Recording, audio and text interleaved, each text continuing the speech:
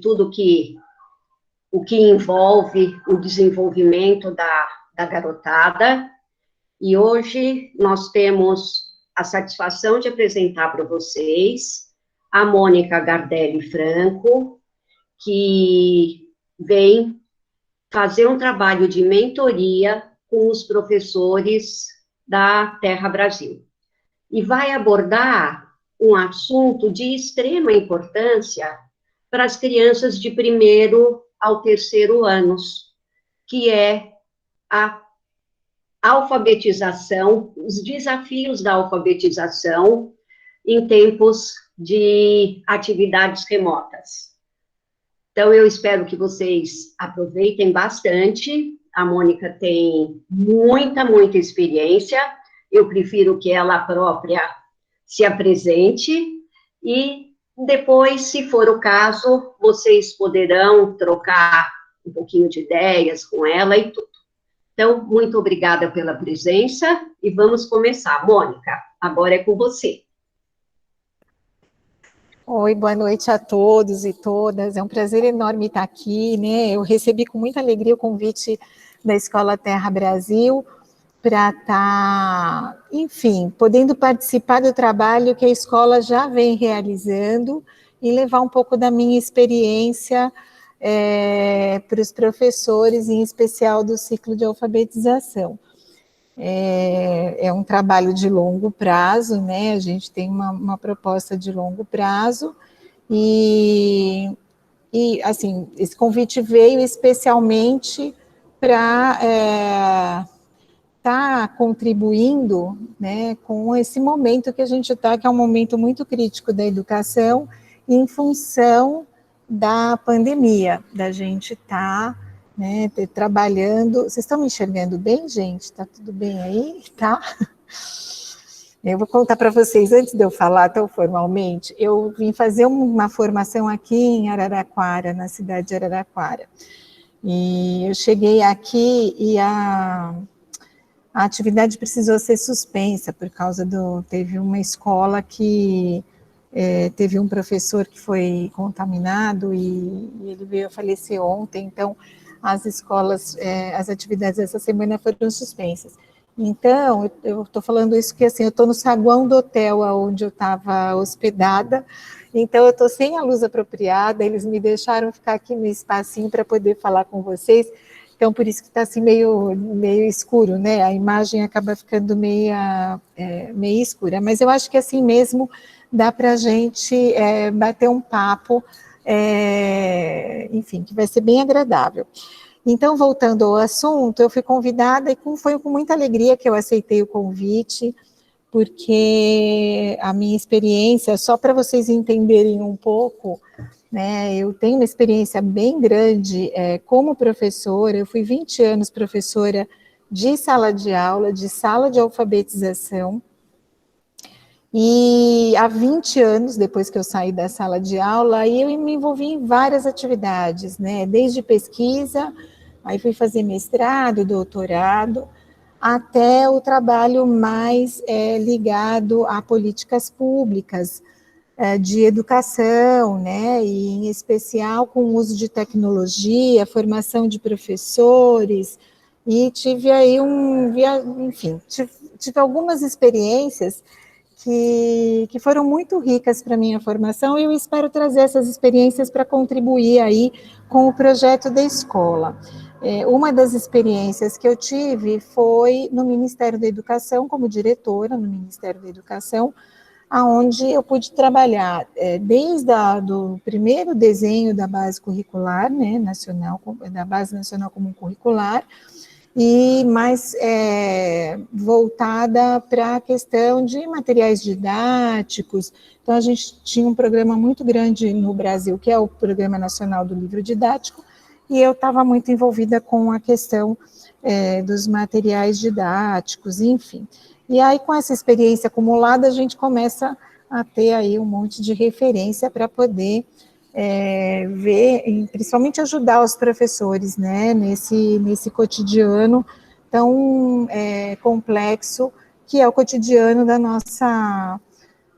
do nosso momento, né? A gente está num momento que nunca a educação esteve, nunca nós tivemos uma realidade como a gente está vivendo, né?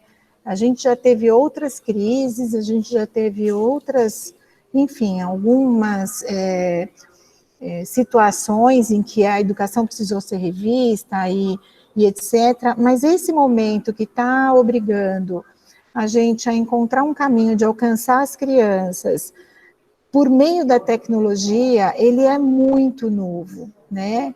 E agora ainda a gente está experimentando situações em que algumas crianças vêm no presencial, outras crianças ficam no remoto. Essa atividade, essa realidade, para crianças maiores, né, os adolescentes, mas adolescentes já acima de 12 anos, né, 13 anos, e ensino médio, é uma situação um pouco mais confortável, né, porque eles têm um pouco mais de autonomia e a capacidade de concentração deles é maior do que as crianças menores. E aí a gente está falando de educação infantil e as séries iniciais do ensino fundamental, e que justamente pega, né, em especial as séries iniciais, os anos iniciais do ensino fundamental, pega o período de alfabetização. E assim, é um desafio muito grande para as escolas e para os educadores trabalhar, né, nessas circunstâncias com alfabetização com educação remota, né? Porque é um período em que todas as metodologias, né, os estudos que tem, as metodologias que foram estudadas, sempre consideraram a interação entre professor e aluno, e em especial a interação entre os alunos, que são da mesma faixa etária e que têm ali as suas referências mais importantes, né, para o seu desenvolvimento. É nesse trabalho coletivo junto das crianças, dos professores com as crianças, dos professores, dos alunos entre eles, que as coisas vão acontecendo, e era eu estou vendo a Shirley aqui, que tem uma longa experiência, né, Shirley, na alfabetização, de repente os professores foram obrigados a falar como é que a gente vai fazer isso, porque os recursos que a gente conhecia, eles não são automaticamente transpostos para uma realidade virtual. Então, é um pouco sobre isso, assim, que a gente vai refletir, né, sobre esse período da alfabetização, e eu estou trazendo aqui também o letramento, para assim, contribuir um pouco com os pais e dialogar um pouco com os pais, como a parceria escola e família, né, nesse trabalho, ela pode ser trazer um valor muito grande e facilitar esse tempo da vida das crianças, né? Então, eu preparei uma apresentação para vocês, mais para orientar minha fala, mas vocês podem me interromper a qualquer momento. Algumas coisas que eu vou compartilhar com vocês, provavelmente vocês já sabem, mas eu estou retomando um pouco alguns princípios para a gente não garantir que todo mundo tem algum conhecimento em relação à temática para a gente poder aprofundar um pouco mais, tá bom? Então, deixa eu ver aqui, se eu colocar a tela inteira, eu acho que... Deixa eu ver. Eu não...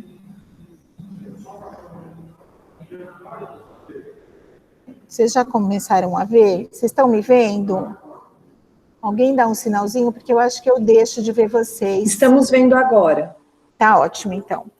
Bom, então, o que a gente se propôs a falar, né, são os desafios da alfabetização em tempos de educação remota. Mas vocês vão ver que, assim, os desafios da educação, da alfabetização em tempos de educação remota ou em tempos de aulas presenciais, eles meio que se confundem, né? Então, a gente vai falar um pouquinho sobre isso. Bom, o que eu queria trazer de primeiro para vocês, né? Que, como a gente já sabe, isso não é novidade, a alfabetização é o desenvolvimento da habilidade de ler e escrever na língua materna. Por que eu reforcei a língua materna? porque, a não ser que a criança tenha duas línguas, né, ela circule bem em duas línguas, ela vai ter mais facilidade de se desenvolver quando ela já teve uma apropriação, né, em relação à língua que ela aprendeu a falar, né, porque o processo de alfabetização, digamos, ele começa já com a fala. Quando a criança, ela fala, ela percebe, né, ela começa a perceber as palavras, ela começa a perceber que as palavras têm um significado, aquelas palavras representam algumas coisas. Então, desde muito cedo, a criança ela começa a entender um código de comunicação, que é a fala, e que posteriormente, quando ela tiver um pouquinho maior, essa fala, né, essa comunicação, né, esses signos e essas estratégias de comunicação, elas se convertem, né, na habilidade de escrever e ler. Elas ganham, através dos códigos, elas ganham os novos significados. E o que eu queria trazer aqui para vocês é uma atividade, né, é uma habilidade que ela é muito complexa para a criança, né? Ela é bastante complexa. Primeiro, porque ela é totalmente abstrata, né? Quando a gente fala que os sons da fala são transformados em códigos. Então, é um cruzamento de informações para a criança que é bastante complexo, né? E ela tem um tempo para ir assimilando esses códigos, né? E podendo fazer as relações. E esse processo, ele é fundamental, né? Por isso que a gente trouxe, inclusive, para vocês, esse tema, ele constantemente é retomado, porque é a base de todo o desenvolvimento escolar e social, né? Eu não sei se vocês já viajaram devem ter viajado para outros países, em que vocês não conheciam nada da língua, né, assim, eu sei que, assim, o inglês é uma língua que ela é mais acessível, a gente tem mais experiência com a língua inglesa, mesmo que a gente não domine totalmente países com a língua inglesa, a gente consegue se identificar mais, mas quando a gente sai do nosso país e a gente vai para um país que tem ali outra língua mesmo, né, da qual a gente não tem noção do que está escrito naquelas placas ou naquelas orientações, a gente percebe o escuro que as pessoas que não são alfabetizadas vivem, né, ou a meia luz que elas vivem, porque a gente não se dá conta de como nós estamos invadidos, né, a gente está assim, está cercado pela comunicação escrita. É tão automático para a gente que a gente não tem muito essa noção, né? E considerando isso, a gente sabe da prioridade educacional e central, né, do que é central na educação, que é a alfabetização. Então, a gente sabe que se a criança não tiver sido alfabetizada, ela poderá ser alfabetizada em qualquer tempo. No entanto, o tempo em que ela não foi alfabetizada, ela provavelmente perdeu muito das experiências que ela poderia ter nas suas relações sociais e enfim, no seu desenvolvimento, tá? Por que eu falei que ela pode ser alfabetizada a qualquer tempo? Porque é uma aprendizagem que a gente sabe que tem adultos que não foram alfabetizados e que podem ser alfabetizados. Eu contava hoje à tarde para um grupo da psicologia da PUC que eu conheci uma professora o ano passado, que ela ficou cega aos 8 anos de idade, ela não tinha sido alfabetizada, ela tinha tido só poucas informações sobre a alfabetização. Ela foi se alfabetizar mesmo aos 21 anos, né? E hoje ela está fazendo doutorado na UNB, e ela é professora, é uma pessoa super reconhecida, então, e tem uma experiência ótima na prática de educação de alunos com deficiência visual, né? E aí eu percebo que, assim, o fato dela não ter sido alfabetizada aos 8 anos de idade, até 8 anos, até 7 anos de idade, não a impediu de hoje ela estar fazendo um doutorado e ter essa experiência. No entanto, o período em que ela ficou, né, sem esse conhecimento, muito provavelmente ela poderia ter tido outras experiências que foram prejudicadas, né? Elas não teve a experiência na sua concretude, tá bom?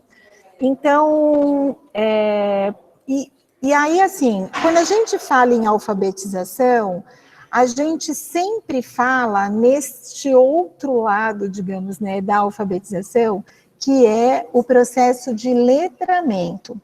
Então, gente, a gente vai ver que a alfabetização, deixa eu ver aqui se eu...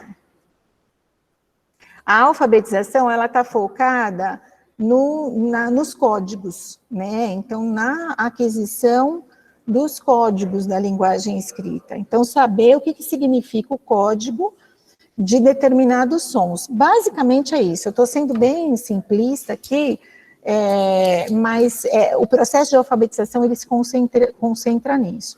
No entanto, estar alfabetizado não significa que você está letrado. Por quê? O letramento, ele significa o uso competente da leitura e da escrita nas práticas sociais. Então, o que eu quero dizer com isso? É que tem pessoas que leem e escrevem, mas se elas não conseguem fazer um uso adequado desse conhecimento nas práticas sociais, ela não pode ser considerada letrada, tá? Então, a gente tem um indicador para essa capacidade, que eu não sei se vocês acompanham algumas notícias, às vezes saem alguns indicadores com relação ao analfabetismo funcional, que justamente mede essa capacidade leitora, né, da população. E hoje, no Brasil, a gente tem um índice muito alto de analfabetismo funcional. Essa pesquisa, normalmente, ela é feita com adultos e são perguntados, são oferecidos para os adultos, né, ao participarem dessa pesquisa, pequenos textos para eles lerem e dizerem o que eles entenderam daquele texto, né? Aquele texto queria dizer o quê? E aí a gente percebe que, embora a pessoa, se você pedir para ela ler, ela vai ler tudo que está escrito no folheto ou naquele material, ela não consegue compreender aquela informação. Então, a gente trabalha muito fortemente, os professores alfabetizadores, enfim, do ciclo de alfabetização, professores que estão envolvidos com essa garotada, a gente trabalha muito fortemente com esses dois processos simultâneos, tá? Então, é o processo de alfabetização junto com o processo de letramento, tá bom? Então, é muito importante que vocês tenham essa percepção, porque é aí que vocês vão poder ajudar as crianças e vão poder, assim, enfim, né, fazer com que elas se desenvolvam mais. Uma outra coisa que eu queria falar do indicador do analfabetismo funcional, ele é um indicador, ao contrário da alfabetização, né, que na medida em que você aprende todos os códigos e você consegue aplicar aqueles códigos corretamente, você está alfabetizado, porque você sabe o que a letra significa, você consegue colocá-la no lugar correto, e ainda você conhece as irregularidades, quer dizer, aonde precisa 2 R's, aonde precisa NH, né? Então, quando você conhece toda essa lógica, né, que garante que você compreenda as palavras, que você consiga escrever, é considerado que você está alfabetizado. Agora, o alfabetismo funcional, ele varia Então, e ele varia, não é que ele varia do que eu entendo para o que você entende, ele é uma variação histórica e social. Então, se na década de 50, por exemplo, né, a pessoa considerada alfabetizada era aquela que tinha, conseguia pelo menos escrever o nome, né, e conhecia as letras, etc., atualmente, ela exige um pouco mais, e muito, assim, ela precisa realmente compreender a informação, né, e as informações mais comuns. Então, essa prova, por exemplo, né, essa avaliação, as pessoas têm acesso a informações, folhetos que trazem informações, folhetos de, sei lá, supermercado, folhetos de cinema, folhetos que trazem ali alguma orientação. E é tão grave isso, gente, das pessoas não serem, né, não conseguirem aplicar o conhecimento delas nessas práticas sociais, que isso impacta, por exemplo, as políticas de saúde, né, porque uma pessoa que não consegue ler e compreender as informações através da leitura, ela não consegue ler uma orientação médica, ela não consegue ler, ela não consegue compreender, ela até consegue ler, mas ela não consegue trazer o significado daquilo. Então, por isso que a gente precisa, assim, sempre estar atento nos processos de alfabetização, com a presença de práticas de letramento, que é o que a gente também vai falar aqui nessa nossa conversa, tá bom? Bom, o que a gente considera nos processos de letramento? Enquanto na alfabetização a gente tem ali uma prática muito orientada com o alfabeto, com as letras, com as sílabas, então a gente tem uma prática onde a criança vai adquirindo, né, toda aquele conhecimento, aquela segurança, eu vou falar um pouco mais sobre isso mais adiante. O letramento, ele pressupõe práticas mesmo, né? Então, é a criança tendo experiências de leitura, escrita, ela convivendo com isso, né? Ela tendo contato com essas formas de produção escrita, de leitura, e nesse período em especial do ciclo de alfabetização, na verdade, desde a pré-escola, né, até o terceiro ano, é fundamental que essas práticas elas não aconteçam só num ambiente controlado, por exemplo, como a escola. É fundamental que a criança perceba que atividades que ela está tendo na escola, experiências que ela está tendo na escola, elas fazem parte do cotidiano, do dia a dia, né? Porque aquilo dá sentido para aquela aprendizagem dela. Se a gente for levar assim, atentamente, é uma das primeiras experiências, né, de aprendizagem com abstrato. Até a criança começar a alfabetização, ela está muito voltada ainda para uma questão mais concreta, né? E a alfabetização começa a trazer essa coisa do abstrato. Então, é importante que ela veja o significado daquelas coisas que ela está vivenciando, né? E aí eu trago aqui para vocês que ela se inicia no lar. Então, quanto antes ela começar, e eu não estou falando da alfabetização dos códigos, eu estou falando desse ambiente alfabetizador, né? Desse lugar alfabetizador.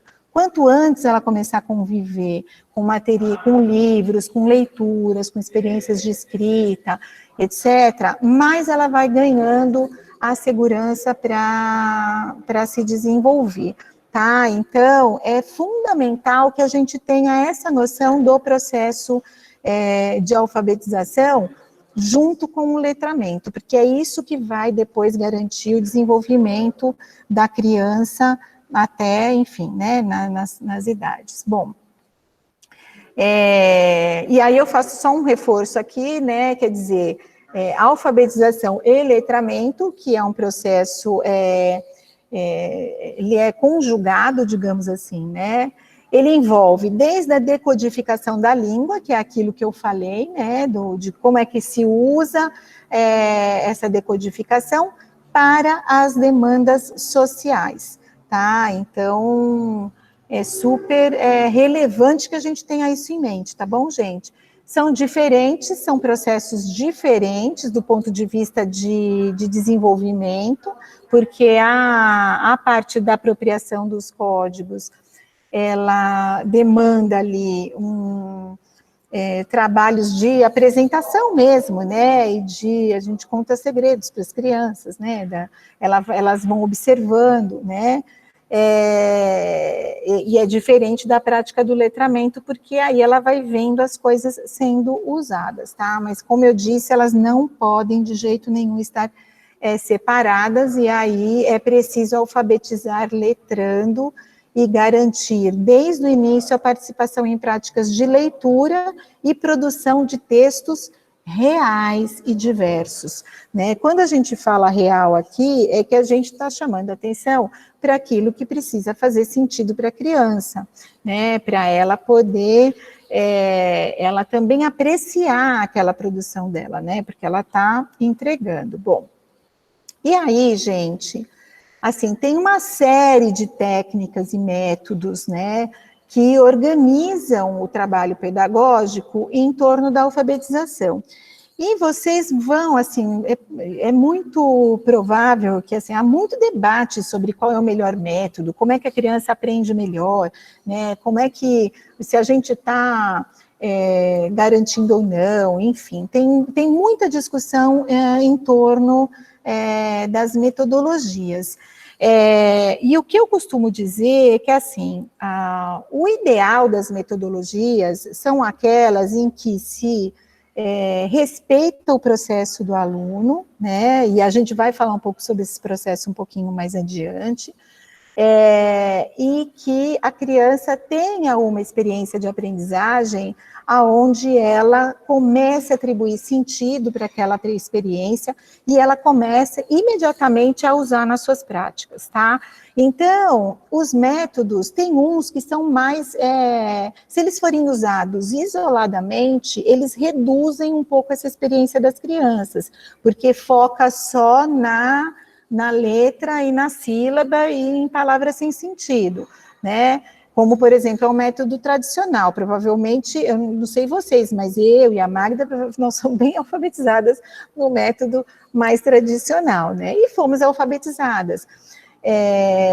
No entanto, já existem mais estudos aprofundados que demonstram que esse método, ele reduz a experiência da criança com práticas leitoras, né? Então, os professores, em especial, eles precisam estar muito atentos a isso, né? Porque o que importa muito é você oferecer um ambiente alfabetizador para a criança, para ela poder dar os saltos de aprendizagem que ela precisa dar, né? E às vezes ele pode misturar, às vezes tem crianças que elas não conseguem sair, né? O método construtivista, por exemplo, ele provoca a criança para que ela mesma faça a descoberta.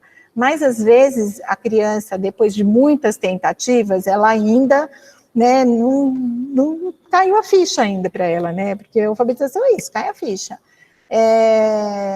E, às vezes, não tem problema nenhum o professor contar um segredo para ela de como as sílabas são formadas, né, porque, às vezes, é aquilo que a criança está precisando. Isso vai muito da sensibilidade do professor, né, e do respeito que nós, sejamos professores ou pais, temos que ter com relação àquele processo que a criança está vivendo, tá bom? Bom,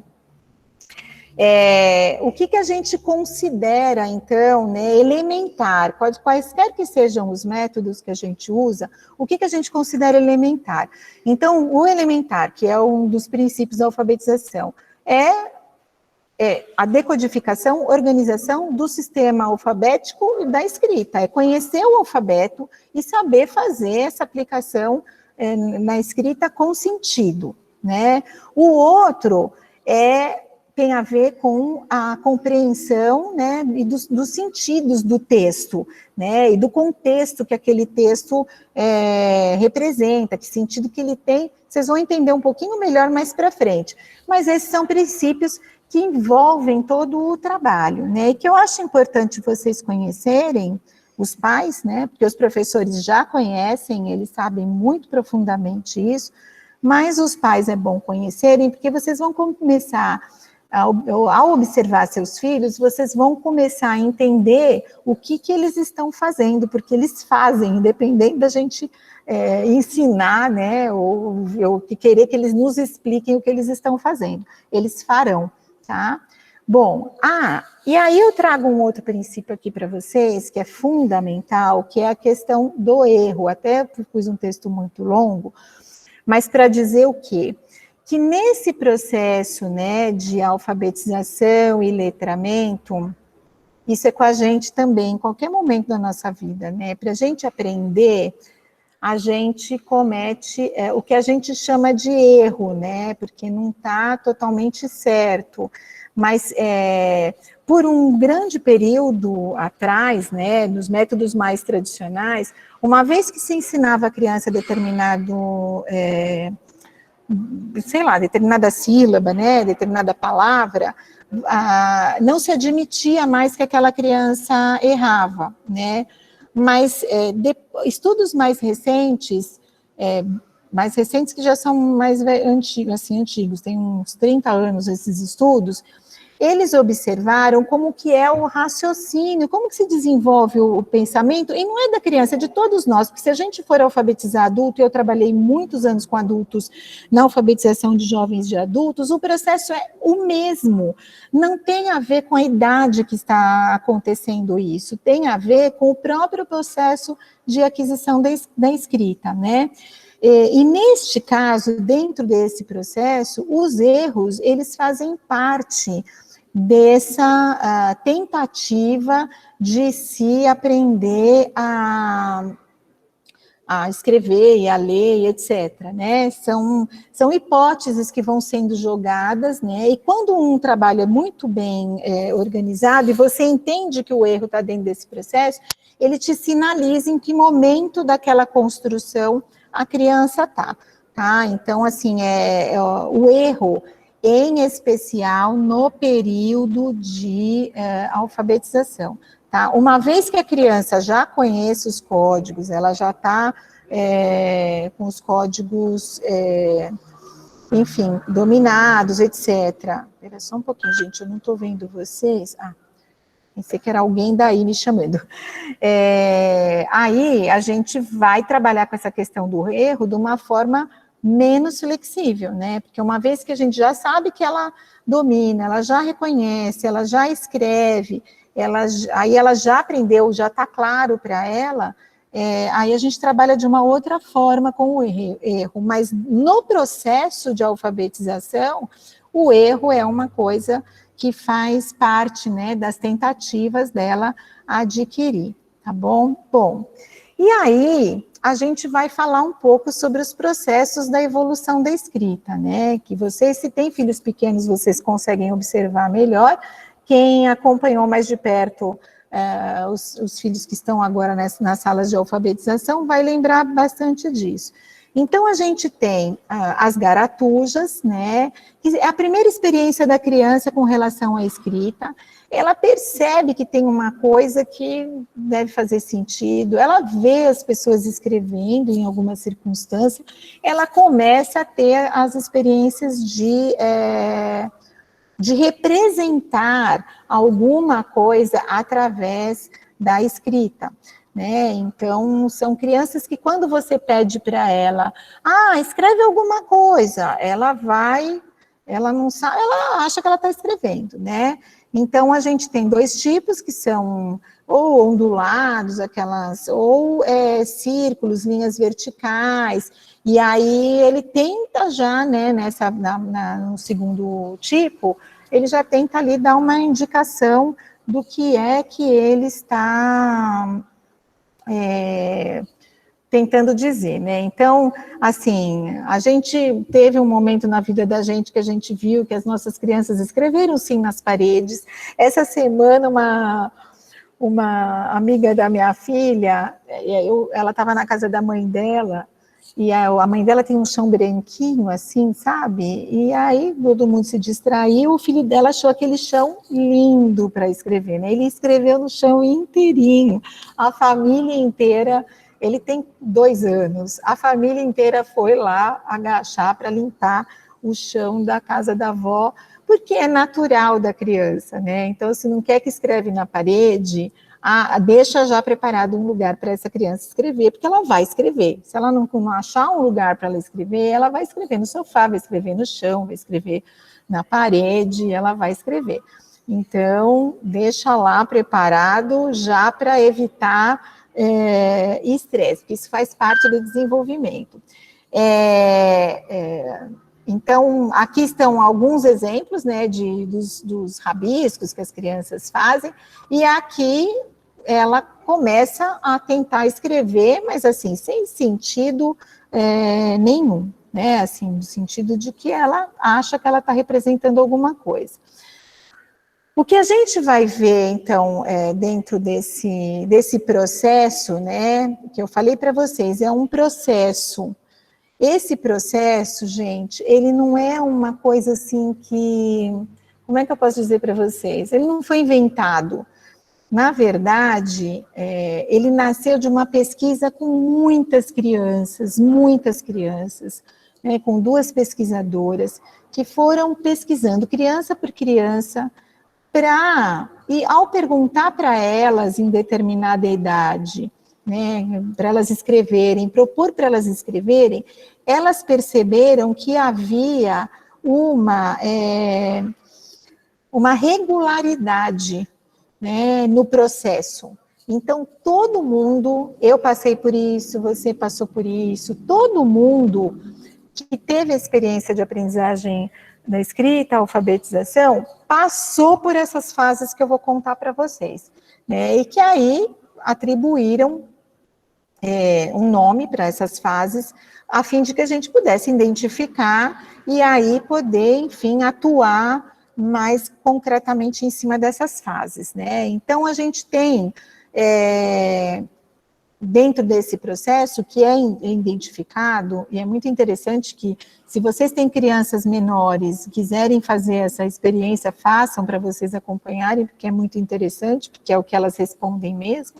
A gente vê de pré-silábica, a silábica sem valor sonoro, silábica com valor sonoro, silábica alfabética, alfabética.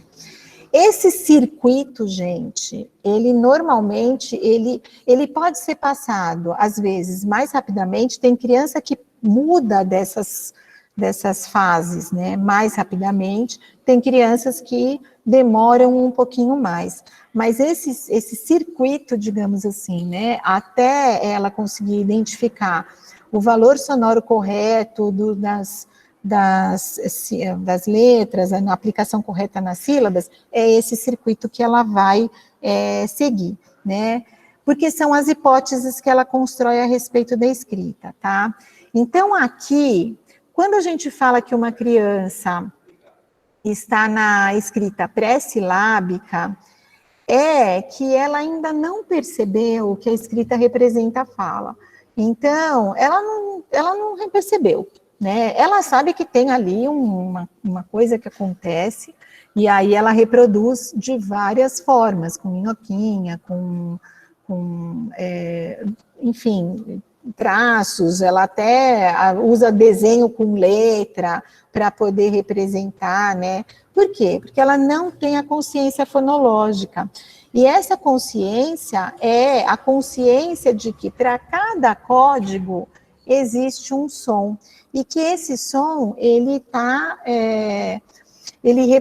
é o som da nossa fala, né? Então, assim, o som da nossa fala, ele tem um código que representa aquele som da nossa fala. Isso é a consciência fonológica, né? Que é uma consciência que vai sendo construída com o tempo, não é do dia para a noite que as crianças, porque elas começam a observar. Então, nesse momento, ela tem algumas experiências de escrita, mas quando você pede para ela, escreva macaco, ela faz qualquer coisa e diz que ali está escrito macaco, né? E, enfim, a gente aceita essa experiência. É mais para a gente entender o momento que a criança está, do que para a gente avaliar o aprendizado dela com relação à escrita, né? Porque a partir do momento que ela está, é que a gente vai oferecer os repertórios para ela poder se desenvolver, tá? Então, na escrita pré-silábica, ela, em alguns momentos, ela já aprende que, assim, tem alguns símbolos que representam os sons da fala, né? A leitura é global. Às vezes, quando ela já percebe, já reconhece que tem alguns códigos, algumas coisas, ela usa a quantidade de letras de acordo com o tamanho do objeto. Então, se você pedir para ela escrever formiga, e se você pedir para ela escrever elefante, ela provavelmente vai escrever formiga bem pequenininho, assim, poucas letras e bem pequenininho, e elefante ela vai colocar um monte de letra e vai, porque ela associa, né, que tem que ter alguma representação com aquele objeto, né? E ela já começa a identificar, quando ela é estimulada, ela já começa a reconhecer a letra do nome dela, né? Ela já consegue reconhecer quando ela entra em contato com o próprio nome. Na escola, essa é uma das primeiras atividades que são feitas, né? Na verdade, a criança, desde antes de se iniciar mesmo uma coisa mais concentrada na alfabetização, a criança já entra em contato com o nome, né? E aí ela começa a perceber, ela começa a diferenciar o nome dela dos amigos em relação aos códigos que ela está vendo, embora ela não tenha nenhum sentido daquilo, né? Então, aqui a gente tem alguns exemplos de escrita pré-silábica. Às vezes isso, se a criança é um pouquinho mais, está em outro nível, assim, um pouquinho mais velha, né, e ainda está nesse nível, às vezes dá uma angústia muito grande, porque a gente acha que ela, enfim, nunca vai aprender a escrever, né? E não é isso, gente, ela aprenderá a escrever, né? Ela só precisa ser estimulada para ter as referências para ela avançar no processo dela, né? Isso mostra que ela é normal dentro do processo, tá?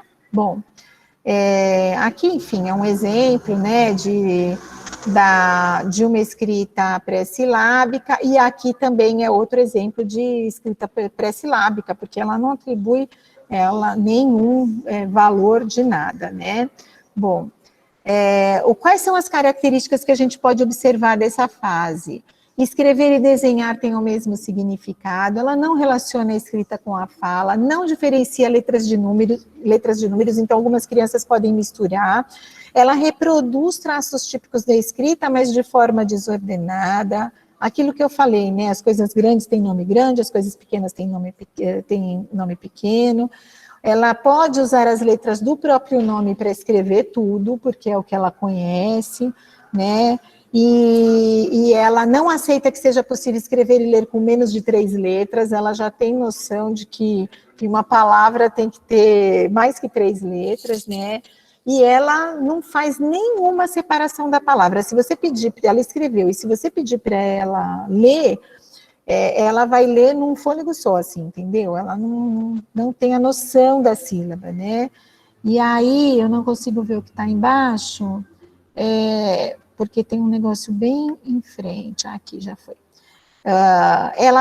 Quais são os conflitos que ela vive, né? O que eu uso para escrever? Então, quando ela está sendo provocada a escrever, ela fica nisso, quer dizer, eu tenho que escrever. Então, o que eu uso? E aí ela usa o repertório que ela tem, e ela tenta conhecer o significado daquilo que ela está vendo, que parece uma palavra, né? E aí ela começa a se interessar por isso, tá? Bom, peraí. o que a gente percebe como avanço, né? Então, assim, só para vocês terem uma noção, se a gente for pensar em alfabetização, essa criança está escrevendo tudo errado, né? Mas, quando a gente observa essa criança, o que a gente percebe de avanço?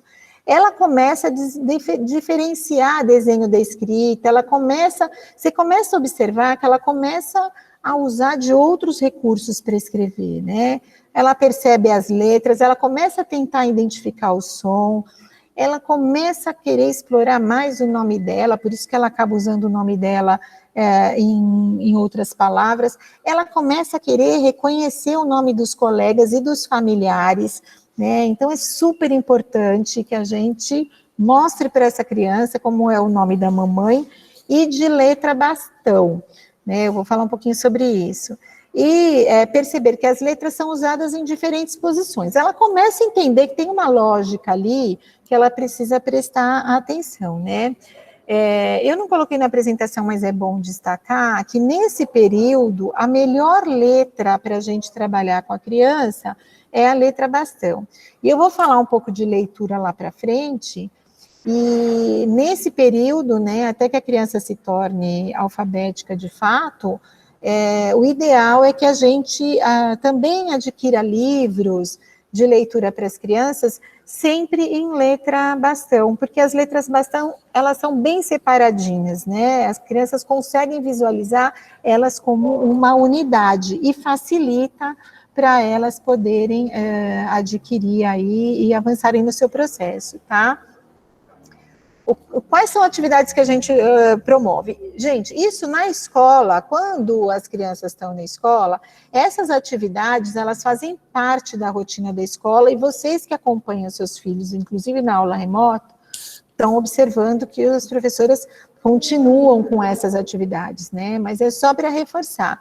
Então, assim, desenhar e escrever o que desenhou, usar e reconhecer e ler o nome em situações significativas, marcar objetos, utilizar em jogos, bilhetes, ter contato com diferentes portadores de texto, frequentar biblioteca e bancas de jornais.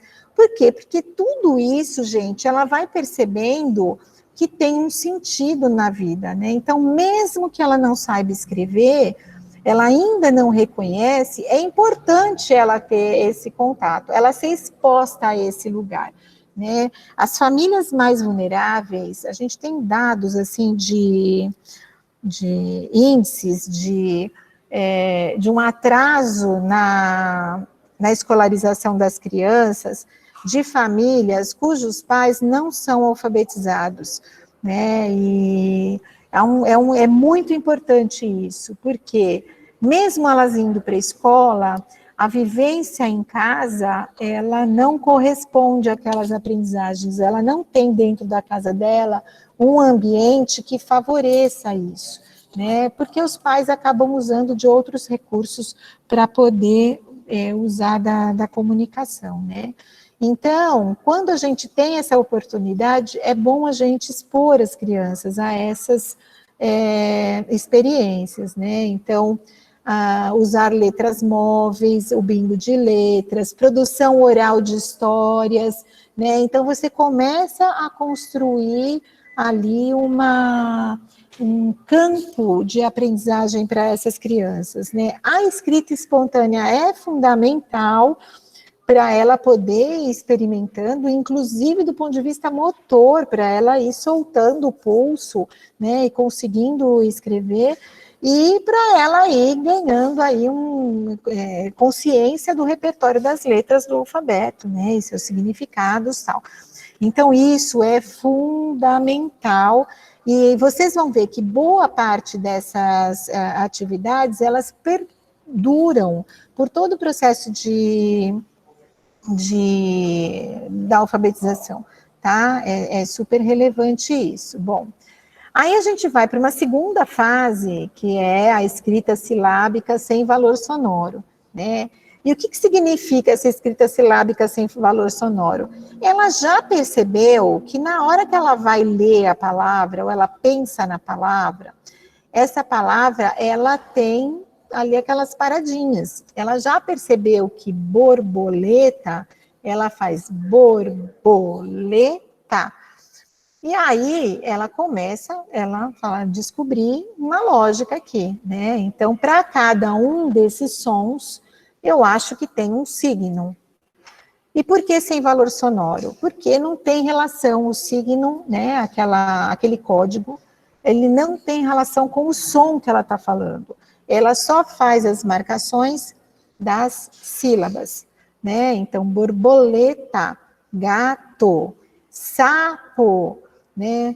Cão. Às vezes ela confunde, mas esse é o movimento que ela vai experimentando, tá bom? Então, algumas experiências das crianças, a gente vai observar que ela usa, quando você coloca ela, submete ela a uma escrita espontânea, você fala, escreve brigadeiro. Ela vai escrever desse jeito, tá bom? Bom, quais são os ganhos, né, nos avanços que a gente pode observar? Na medida em que ela se aproxima do certo da sílaba, né, do valor do quantitativo. Então, ela começa a usar de verdade a quantidade de letras representando a sílaba, né. Às vezes, gente, não é assim automático, né, ela não fica um tempo no sem sonoro para depois. Às vezes, ela chega no silábica sem valor sonoro, e na semana seguinte ela já se tocou ali que tem alguma coisa que está além do que ela está, diferente do que ela estava fazendo, tá bom?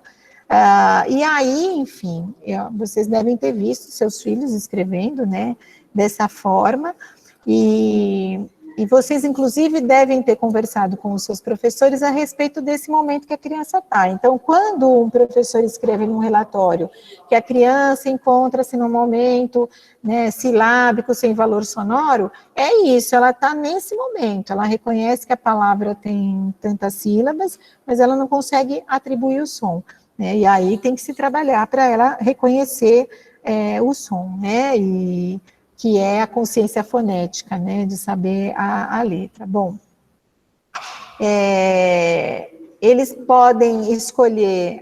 aqui eu vou falar então com o valor sonoro. Eles já percebem que as letras têm um valor sonoro e eles começam a querer aplicar a letra de acordo com as coisas que eles escrevem. Então, quando ele fala borboleta, ele começa a ver qual é o som e a letra que ele conhece que cabe ali, tá?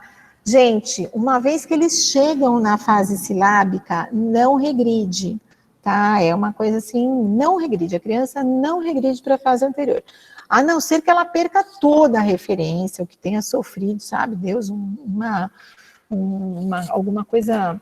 alguma tragédia que tirou toda essa experiência dela. Mas se ela tiver em contato com essas produções, ela avançará. Obrigada. E aí, alguns exemplos, né? Tá vendo? As crianças vão evoluindo, e é uma fase muito linda, gente. É uma das fases mais lindas. Eu amava essa fase, porque é como se acendesse a luz para eles. E a hora que eles descobrem que eles aprenderam a ler, aí, enfim, não tem retorno, né? Então, como eu falei, né, as atividades favoráveis, todas aquelas que a gente falou, e aí a gente vai sofisticando um pouco, né, comparar e relacionar a escrita de palavras diferentes, porque aí, como ele percebeu o valor sonoro, quando você coloca mais de uma palavra para ele perceber o som daquela letra nas palavras, ele vai ganhando a consciência, né, vai conseguindo, enfim, mais referências para ele usar aquelas letras, né. Então, o que a gente pode, então, relacionar personagens a partir do nome escrito, a figura, a palavra, reconhecimento da letra inicial. Obrigada, viu? E aí a gente vai aí explorando, né, mais fortemente a questão dessa apropriação da escrita mesmo, né, dos códigos alfabéticos e tal. Então, e não é um jeito só, tá, gente? Porque aqui vocês vão ver leitura de textos conhecidos, a gente tem que ir colocando ele em contato com essa quantidade de letras e etc, né? O que a gente vê de atividade bacana para eles fazerem, e vocês devem ter já vivenciado, visto isso, né? Então, cruzadinha, caça-palavras, completar lacuna em texto, construir dicionário ilustrado, evidenciar rimas entre as palavras, o alfabeto móvel, né? Jogos variados, para ele poder associar o desenho ao nome, colocar as letras em ordem alfabética, tentar identificar as palavras numa frase. Então, são atividades que vão estimulando a criança a perceber, né, toda essa construção da escrita. Ai, desculpa, gente. Macete. Pronto. E aí, a gente tem um período de transição, né, que em alguns momentos ele está no silábica com valor sonoro, mas em alguns momentos ele já usa a sílaba completa, né, então está quase pronto, né, para estar no nível alfabético, né, e aí a gente tem, né, ele já percebeu que tem a escrita representa os sons da fala, então ele é mais atento para isso, percebe a necessidade de mais uma letra para a maioria das sílabas, ele começa a reconhecer o som das letras, né, ele consegue, enfim, usar, né, relacionar a consoante com a vogal, ele começa a misturar, experimentar algumas lógicas de construção, por exemplo, como sapato, tá?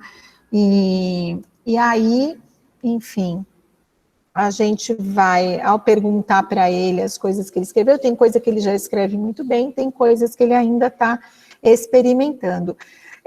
Vocês perceberam por que a gente não pode considerar erro ainda isso que a criança está apresentando para a gente? Porque isso faz parte, esse erro que a gente está identificando, por exemplo, né, na escrita de cavalo, que ele escreveu com K e escreveu com U no final, é porque ele está experimentando. E se a gente, enfim, é rigoroso com isso, fala assim, está errado o que você escreveu, você desconstrói a lógica dele, porque ele não vai entender que está errada a letra, ele vai entender que está errada a lógica que ele usou para construir a palavra. E a lógica está correta. O que não está correto é a letra, né, atribuir o valor sonoro daquele fonema, né, que, enfim, cavalo poderia ser muito bem escrito assim, é que na nossa língua não é escrito assim. Então, por isso que a gente trabalha com esse conceito de erro de uma forma de, enfim, compreender, né, que ele está dentro desse processo.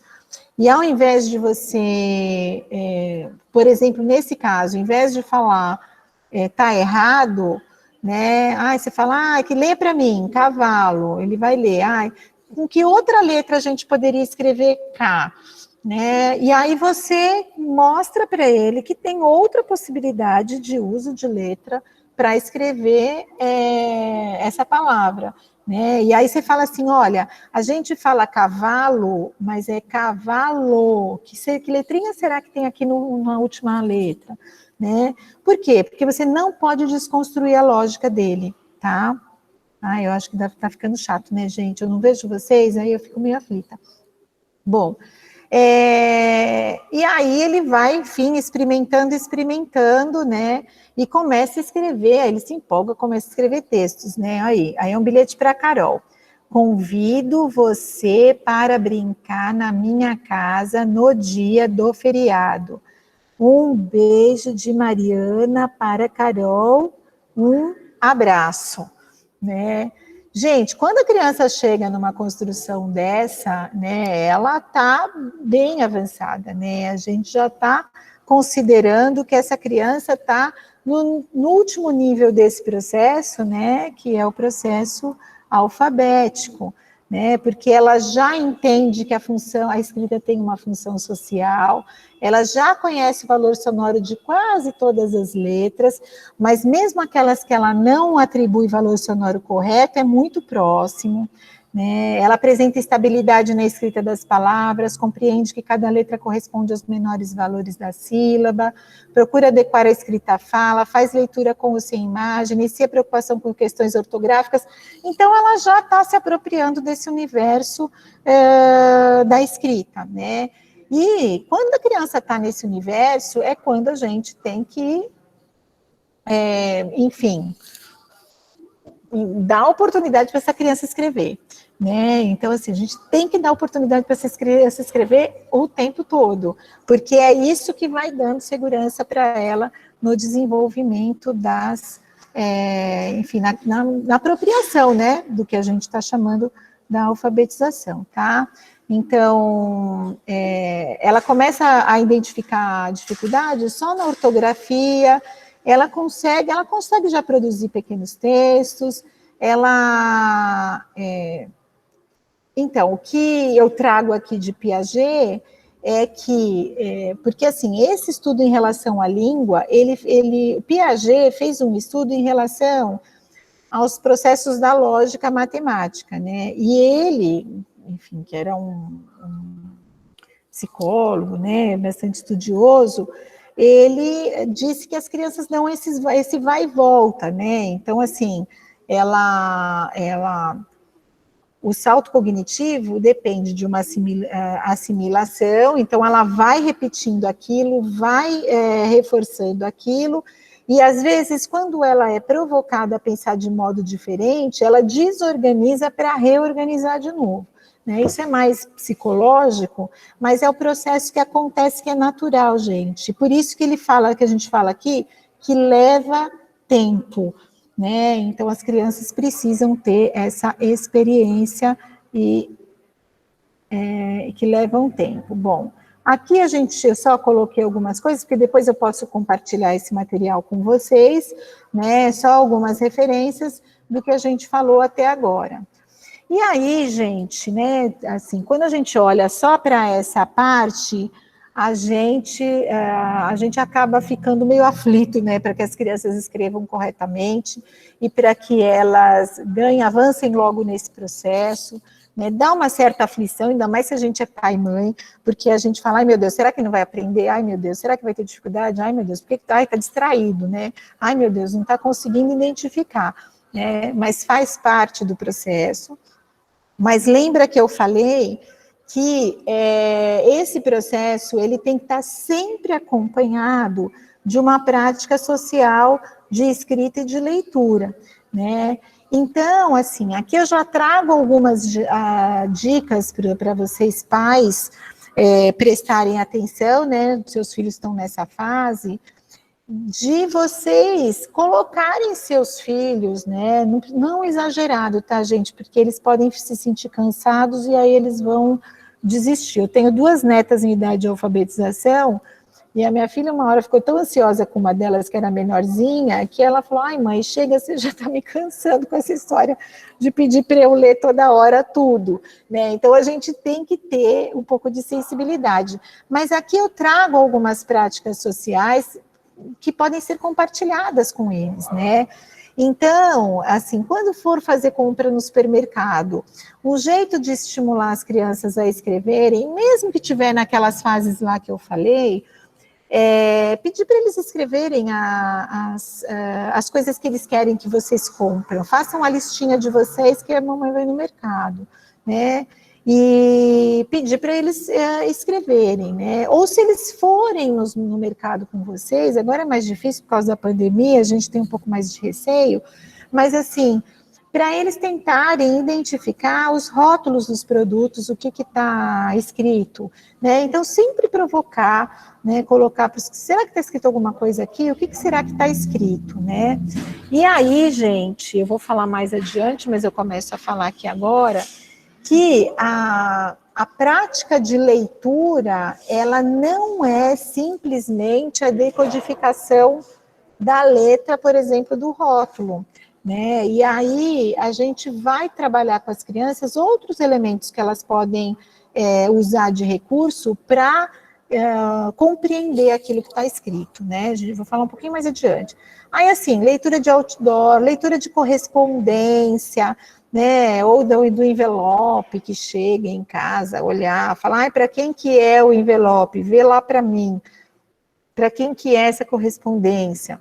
Né? De cardápios, gente. Às vezes vai comer fora, às vezes vai pedir alguma coisa, pega o cardápio, vamos ler, né? As legendas de vídeos, elas já são um pouco mais sofisticadas, mas a criança saber que aquelas letrinhas que estão sendo digitadas lá embaixo de algum vídeo que a gente esteja lendo,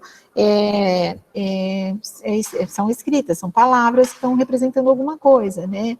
Folhetos de publicidade e mensagens. Uma coisa que estimula muito as crianças, eu não falei em nenhum momento de tecnologia aqui, e eu acho importante a gente considerar esse universo também, mas não como único, tá, gente?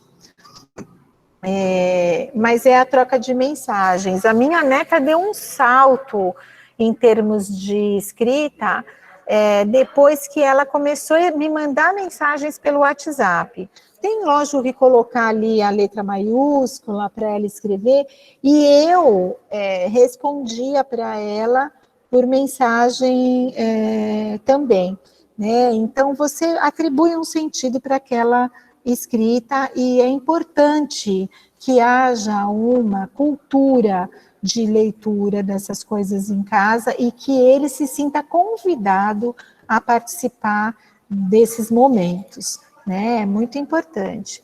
E aí eu vou falar um pouquinho sobre estratégia de leitura. Eu não falei até agora, mas assim, leituras diárias de livros é muito importante, né? Então, assim, mesmo que vocês não possam ler todos os dias para eles, mas eles terem acesso a um material de leitura que fique ali num lugar acessível para eles, que seja uma caixinha, que seja uma prateleirinha, seja uma gaveta, né? Mas que ele tenha acesso a livros que ele possa escolher e ele possa ler, né? Mas não deixar sempre para ele ler sozinho. É muito importante que pelo menos umas 2 vezes por semana, 3 vezes por semana, você gaste um tempinho e leia junto com ele, tá? Então, essa leitura, ela é muito importante. É legal se deixar ele escolher o material para ler, e que seja uma coisa que você goste também, que você curta, que não seja uma coisa enfadonha para você, porque você vai passar essa mensagem para ele de que leitura é uma coisa chata, né? E aí ele tem que ter essas experiências, né? Então, assim, fazer vozes especiais para o personagem do livro, e é muito bom isso para as crianças, né? Você tem que mostrar para a criança o que você está lendo, não só explorar as imagens dos livros, mas assim, acompanhe com o seu dedo aonde você está lendo, o que você está lendo, né? É importante a criança perceber que o que você está falando não está saindo da sua cabeça, e você está lendo aquelas palavras que estão lá.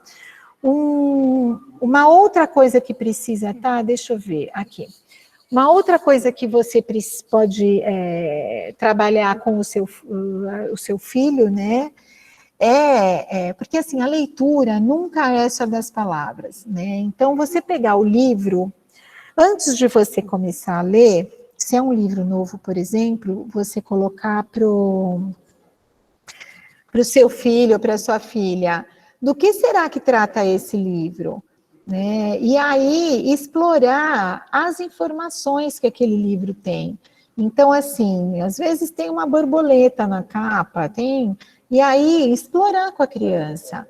E aí, ler o título do livro com a criança. E aí, a partir do título, explorar com a criança. O que será que esse livro traz? Né? Quais são as informações que esse livro traz? Do que será que ele trata? E depois que você ler, você conversar com a criança, se as hipóteses que a gente levantou da história, do livro, elas foram confirmadas ou não, né? E o que teve de diferente no livro, que naquela história que a gente não considerou, não achou, né? Gente, isso tem que fazer direto com as crianças. Por quê? Porque a leitura está para além das palavras, né? Então, se ela se apropriar desse movimento da leitura, ela vai levar isso para a vida dela. Então, quando ela for mais adulta, ela vai pegar um livro. Sempre quando a gente vai escolher um livro para ler, o que a gente faz? A gente lê o título, a gente vê quem é o autor que escreveu, a gente já sabe mais ou menos quem é, a gente lê a contracapa, para os pesquisadores, a gente vai ver o referencial bibliográfico daquele livro, para ver quem são os autores que fundamentaram aquele texto.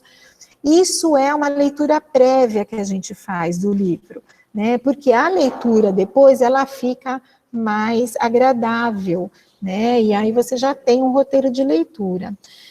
Uma coisa que é importante ser feita é assim, a gente enfatiza a diferença entre os textos, os gêneros textuais. Então, por exemplo, né, em período de alfabetização, você mesmo sem saber ler, você consegue identificar a diferença entre um poema, por exemplo, e uma receita, né? Ou um texto que não é poema, né? Por quê? Por causa da estrutura, né?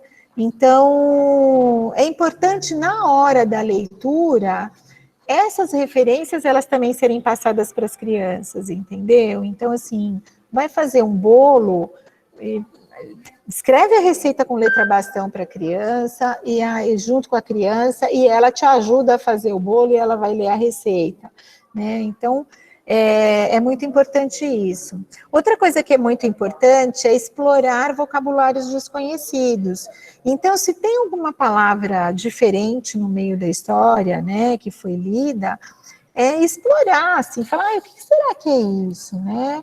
E deixar a criança, ela criar as hipóteses, né, do que ela acha que é. E depois confirma se é ou se não é, né? E o muito importante terminou de ler, perguntar sempre para a criança o que a gente entendeu dessa história, né? Essa história é sobre o quê, né? O que você entendeu dessa informação, né? As fábulas, elas trazem, além de tudo, né, a lição de moral ali, que é um conteúdo que às vezes não está explícito, né? Tem fábula que não está explícito, tem fábula que traz ali, no final ali, traz ali a referência. Mas é sempre bom perguntar para a criança isso. Isso vai fazer toda a diferença, gente, no desenvolvimento da criança, porque ela vai saber que tudo que ela vai ler, ela tem que compreender, e aí ela começa a prestar atenção, enfim, tudo que aquele texto oferece de informação para ela compreender, tá bom? Eu queria passar esse vídeo aqui, será que eu consigo? Acho que eu não vou conseguir. Eu vou passar no final da nossa fala, tá bom? Bom. Aí, assim, vocês vão falar, gente, essa moça me chamou aqui para falar sobre educação remota e alfabetização e não chegou na alfabetização remota ainda, né? Mas que é isso, gente, assim, a maior parte dessas práticas, quando a gente está trabalhando no presencial, tem uma rotina na escola que garante isso, entendeu? Então, assim, quando a gente está no presencial, a sala é um ambiente alfabetizador, as crianças convivem com outras crianças, todas essas estratégias, as professoras e os professores estão continuamente atentos, né, a estimular as crianças. Na educação remota, os professores estão fazendo isso de forma remota, né? E às vezes não traz a mesma qualidade, digamos, de interação necessária para esse tipo de formação, né? Por isso que esse período, em especial da alfabetização, é um período que a família e os pais, e a família e a escola tem que estar muito próximo da criança para oferecer essas oportunidades para a criança, porque basicamente é isso, né? Então, assim, Eu já recomendo logo aqui de leitura diária de livros, livros curtos, né, livros que a criança consiga ler depois sozinha, né, e assim, não deixar todos os livros ao mesmo tempo, trazer às vezes um livro diferente. Eu sei que a escola tem uma plataforma de livros que as crianças, está disponibilizado para as crianças poderem ler, né, de forma digital. E que esses livros, eles precisam ser acessados, e aí precisa do apoio dos pais para acessar os livros, tá bom? Então, vocês devem ter essas referências. O que eu chamo de ambiente alfabetizador? Então, você ter livros acessíveis, você ter uma lousinha para a criança escrever lá, e não precisar escrever na parede, né, no caso dos menores.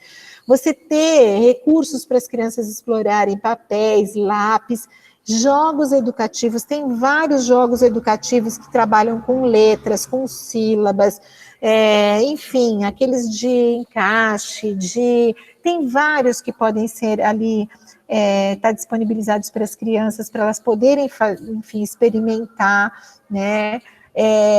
Aí também tem uma exploração das experiências cotidianas para as crianças escreverem. Então, foi aquilo que eu falei, lista de supermercado, mensagens para familiares, bilhetes, e tem que fazer sentido para aquilo que a família realmente faz, né? Então, de repente, sei lá, vão viajar, me ajuda a fazer a lista das coisas que eu não posso esquecer, né? Então, usar dos momentos do cotidiano para promover isso para as crianças, né? Promover situações de leitura, então placas, rótulos, bilhetes, mensagens, está sempre assim fazer alguns desafios para as crianças poderem ler, às vezes está no carro, está indo para algum lugar, sempre que tiver uma oportunidade de leitura, oferecer para a criança ler, tá? Gente, já é 8 horas, é isso? Nossa, Deus do céu! Eu me atrasei aqui. Respeitar e estimular as produções espontâneas e promover o levantamento de hipóteses sobre os conteúdos de livros e outros suportes, que foi aquilo que eu falei para vocês, tá bom? E aí, enfim, a gente precisa considerar diversos tipos de textos que circulam intensamente na vida das pessoas, tá? Gente, ai meu Deus, Magda do céu, eu me alonguei aqui, peraí. Eu vou parar aqui, depois eu vou mandar para vocês, a escola manda. O link do vídeo de um bebezinho lendo. Pronto. Ainda tem gente aqui? Estamos todos aqui, Mônica. Gente, eu não percebi que eu falei demais. Eu gosto tanto de falar disso, e aí a gente tinha combinado de vocês falarem bastante também. Eu peço mil desculpas, porque eu me distraí mesmo com a hora. Mônica, podemos abrir um pouquinho para os pais poderem perguntar uma coisa ou outra, né? Aqueles que, porventura, precisarem ir embora, tiverem compromissos, mesmo que sejam compromissos caseiros, né? Porque hoje é segunda-feira, né? Sintam-se à vontade, mas os que quiserem permanecer um pouco mais, também fiquem à vontade. Eu acho que a gente pode estipular mais uns 15, 20 minutos, Mônica. O que você acha? Para mim está ótimo, Magda, mas desde já também eu me coloco à disposição dos pais para conversar comigo em qualquer momento. Ótimo. Então, assim, como eu acabei me alongando e agora eu já sou da equipe do Terra Brasil, né? Então eu estou à disposição para os pais poderem, enfim, a gente conversar um pouco mais sobre isso e pedirem orientação. Se eu puder ajudar, eu vou ficar muito, muito feliz. Márcia, pode ir, querida. Muito obrigada pela sua atenção, viu? Até o momento. E aí, desculpa que eu me alonguei muito, gente. Professora é assim. Professora, quando acha alguém para dar aula, aí se entusiasma, né, Mônica? Ai, aí ela não tem limite, entendeu? Ainda mais na pandemia, que a gente está aí com restrição de um monte de coisa. Mas, olha, foi uma falha minha, porque eu poderia ter pedido um guardião do tempo. E daí a gente marcava na próxima vez eu vou fazer isso. Não, tá Mas bom. agora eu vou abrir o microfone para vocês tá ótimo, obrigada, que quiserem gente. conversar, saber mais alguma coisinha, tá? Então fiquem à vontade.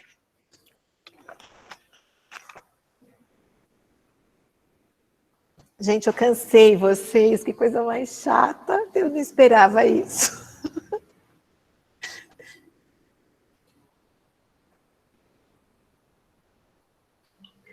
Preferem deixar para uma outra oportunidade, preferem entrar em contato com a Mônica individualmente, como vocês preferem fazer? Enquanto vocês pensam aí uns 2 minutinhos, eu vou aproveitar e vou fazer uma ligação com o que a Mônica falou. Aliás, fazer não, eu vou explicitar uma ligação, que a Mônica tão enfaticamente veio trazendo ao longo da fala dela. O período de alfabetização é um período em que um mundo novo se descortina para as crianças.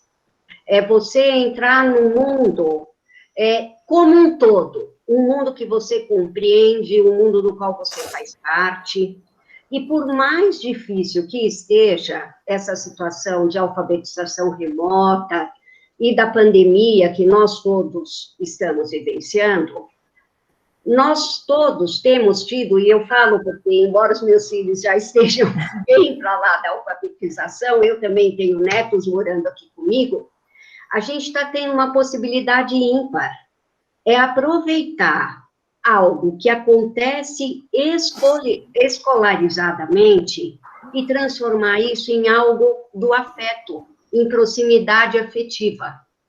Vocês são todos muito jovens, os filhos são pequenos, mas eu que já vivi muito mais do que vocês e já tive experiências várias, eu garanto que quando a gente fala de maternidade e de paternidade, essa é uma experiência das mais valiosas, criar proximidade afetiva. Isso nos sustenta provavelmente pelo resto da vida, ou se constitui lacuna para o resto da vida. E daí a gente tem que se ver com uma série de sofrimentos e de dificuldade dos filhos. Então, aí fica, vou brincar com vocês, isso aí fica um conselho de uma apaixonada pela educação, que nesse momento se comporta ou como vovó ou como mãe, passando a experiência. Então, agora o Eduardo levantou a mão, deixa eu desligar o meu aqui.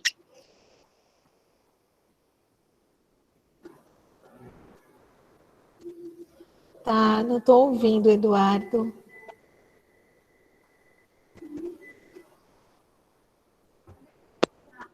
Tá indo? Oi, Eduardo, tudo bem? Agora melhorou. Então, primeiro eu quero agradecer a Mônica, a Magda aí pela iniciativa, muito legal. Ajuda bastante a gente a pensar. Meu nome é Eduardo, eu sou pai da Isabela Tomás, ela está no 2º ano. A gente veio esse ano para o Terra Brasil, né? Eu já participei, a Magda já sabe um pouco da história. É muito importante para a gente saber todas essas etapas, assim. Eu sou professor de música também, sou formado em História, então eu nunca atuei em escola, infelizmente, porque outras oportunidades apareceram. Mas é legal a gente reforçar essa ideia. A única coisa que veio na minha cabeça durante você estava falando, e eu olhando o processo da Isabela, eu tenho um filho mais velho, que é o Leonardo, e o processo de aprendizado dele aí na alfabetização foi bem diferente pelo fato da pandemia. Aí a gente percebe que ela teve um prejuízo mesmo, assim, real nesse processo. E a gente tenta suprir.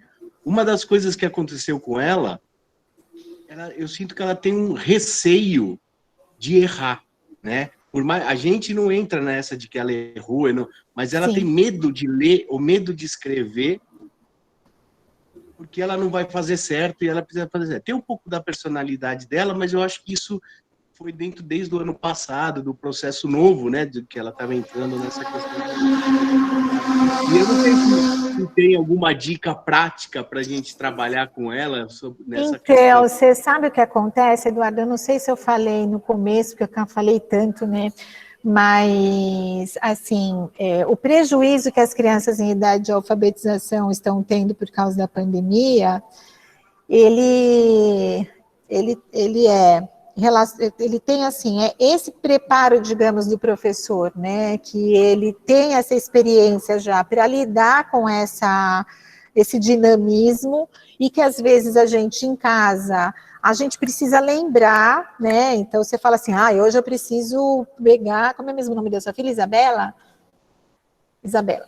Então, preciso pegar a Isabela, preciso ler um livro para ela, né? E aí você fala, essa semana eu me atrapalhei, não li nenhum livro para a Isabela, agora eu preciso pegar, porque senão ela não vai ser alfabetizada, não vai saber ler. Na escola, isso é rotina, né? Então, já tem aquela rotina, as crianças sabem o que vai acontecer dentro da escola. Isso é um impacto grande para a alfabetização das crianças, né?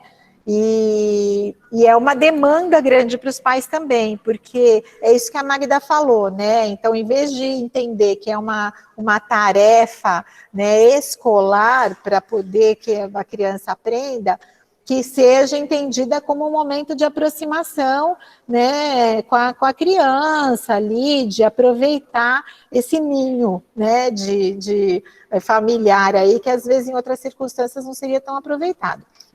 Então, esse é um prejuízo, mas tem um prejuízo que eu não sei como a gente vai suprir, e a sua filha deve estar dentro desse lugar, que ela não tem par. O que eu quero dizer que ela não tem par? Quando ela está na sala de aula, e a professora está falando com um, falando com o outro, dando uma orientação aqui, vem aqui, lê isso para mim, escreve aqui, pensa direitinho no que você escreveu.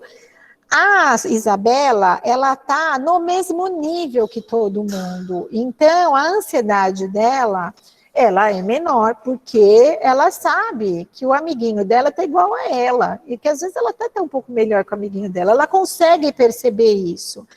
E para eles é muito natural isso, né?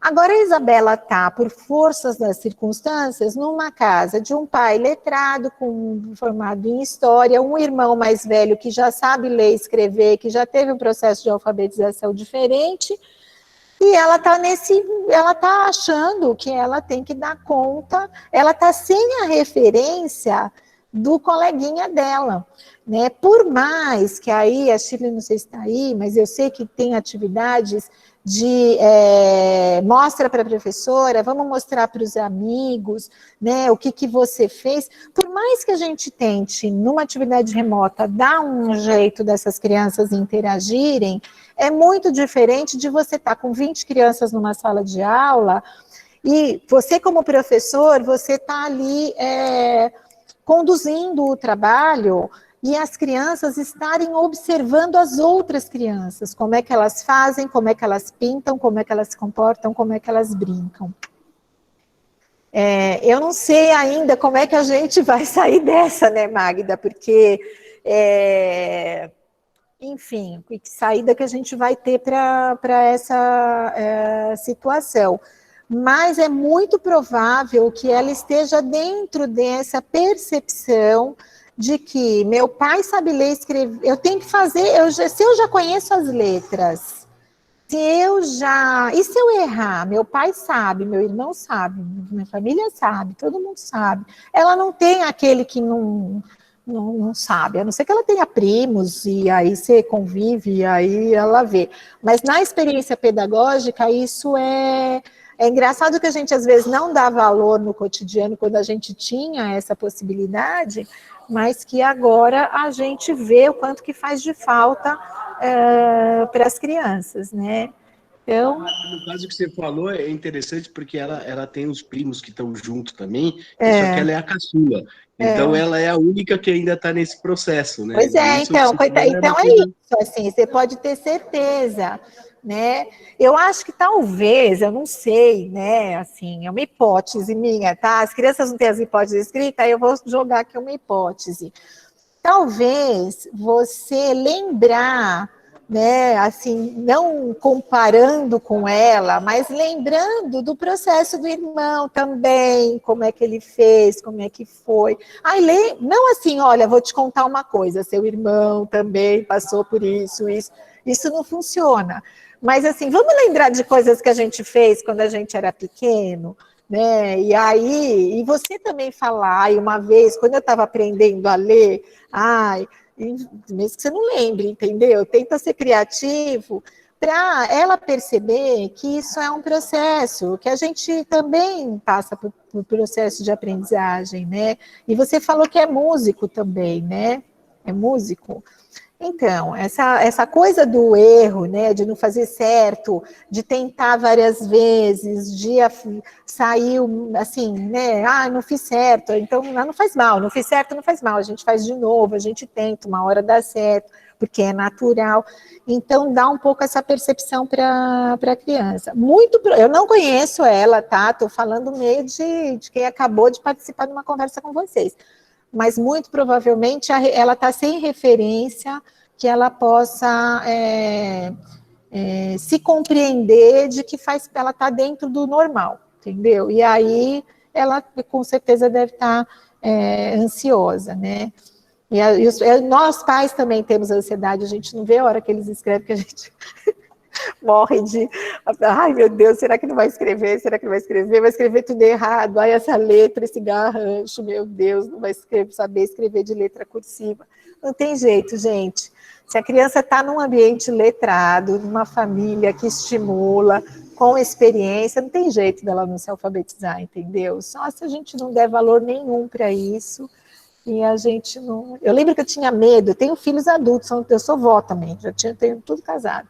Eu tinha muito medo, eu sou uma leitora ávida, assim, eu compro livros, eu tenho muitos livros, às vezes eu compro tanto livro que eu não dou nem conta de ler os livros que eu tenho.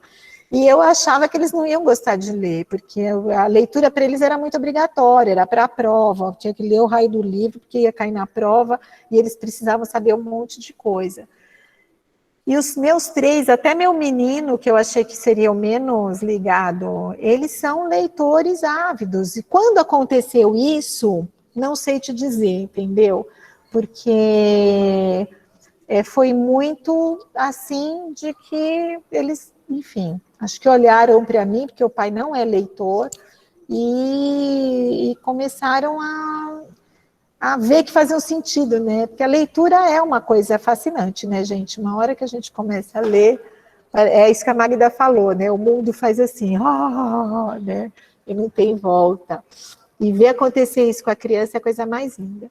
Gente, falei demais de novo. Alguma pergunta a mais? Te respondi, Eduardo? Te ajudei? Eu vou estar... Mais alguma pergunta, gente? Tem?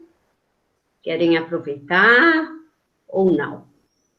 Bom, então, eu vou deixar a Mônica se despedir e depois eu me despeço de vocês também, tá, Mônica?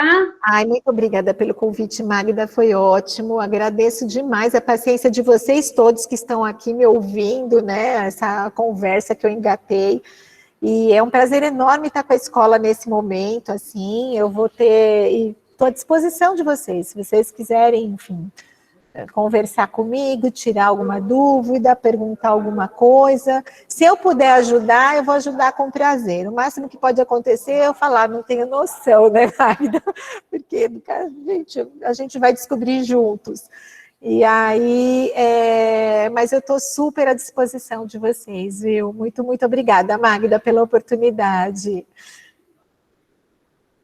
Eu também agradeço a presença de todos vocês. Agradeço muito, Mônica, a maneira extremamente didática com que você explicou algo que costuma ser de tão difícil entendimento, ainda mais para pessoas que estão mais distantes da área e que passaram outros processos de alfabetização, e eu reafirmo a disponibilidade não só da Mônica, como de toda a equipe da Terra Brasil, para estar com vocês naquilo que vocês precisarem, sendo dúvidas, sendo sugestões, o que for para melhorar a aprendizagem das crianças, a gente considera. Então, por favor, se houver necessidade, entrem em contato com a gente. Vou desejar uma ótima noite para todo mundo e que a semana seja leve, né? Que nós tenhamos satisfações durante a semana e não só preocupações. Então, muito obrigada, um abraço para todos. Tchau, gente. Tchau, gente, obrigada, boa noite. Muito obrigada, Mônica. Tchau, até, a gente se vê, beijo, tchau. Até mais.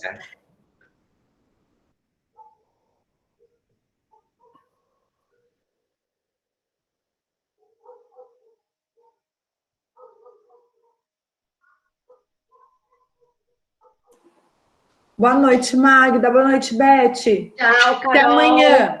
Bom descanso, viu? Para vocês também. Beijo. Até mais.